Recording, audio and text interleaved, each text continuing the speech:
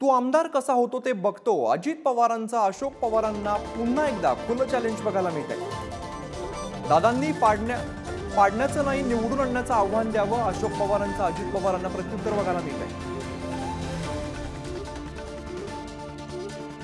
तू आमदार कसा होतो तेच बघतो असं अजित पवारांनी अशोक पवार यांना खुलं चॅलेंज दिलेलं आहे. तर दादांनी पाडण्याचं नाही तर निवडून आणण्याचं आव्हान द्यावं, याला प्रत्युत्तर अशोक पवार यांनी अजित पवारांना दिले.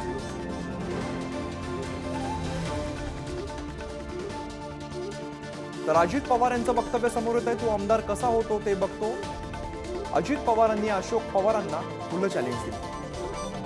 दिलीपराव वळसे पाटलाचा शपथविधी झाला की ह्याची सकाळी हे म्हणला की दादांनी ह्याला पण त्यांना मंत्रिमंडळात घ्यायला नको होतं. दादा एकटे जिल्ह्यामध्ये गेले असते तरी आमची कामं झाली असती. आपलं काय आता जमणार नाही. त्याच्या डाव्या उजव्या हाताला कोण आमदार बसले होते त्यांना त्यांनी कानात सांगितलं. मला घरी आल्या आल्या आमदारांनी सांगितलं असं असं अशोक म्हणत होता. आणि नंतर तो तिकडे गेला. त्याला दाखवले गाजर. त्याला साहेबांनी सांगितलं पुढच्या वेळेस तूच मंत्री. आता पुढच्या वेळेस मंत्री होण्याकरता त्यांनी कारखान्याची वाट लावली, बाकीच्या सगळ्यांची वाट लावली आणि मंत्री व्हायला निघाला. अरे पट्ट्या तू आमदारच कसा होतो ते बघतो. मंत्री होतो का? अजित पवारने एकदा मनावर घेतलं तर मी म्हणणाऱ्यांना मी आमदार होऊन दिलं नाही. आता मी पण चॅलेंज देतो, तू आमदारच कसा होतो काही पद्धतीने बघतो. दादांच्या मुखातनं हे शब्द बरोबर नाही. कोणाची अवकात काढू नये.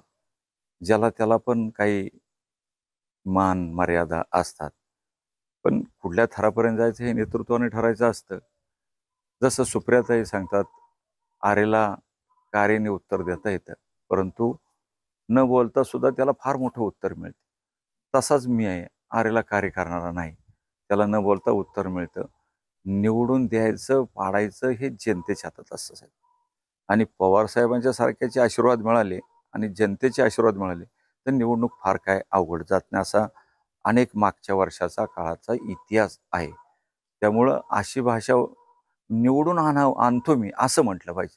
मग ते अशोक पवार सोडून देत, ज्याचं नाव घ्या एखाद्याचं, ह्याला मी कसा निवडून येत नाही मी बघतो, पण मी पाडतो ही भूमिका जनमानसाला कधी मान्य होत नाही.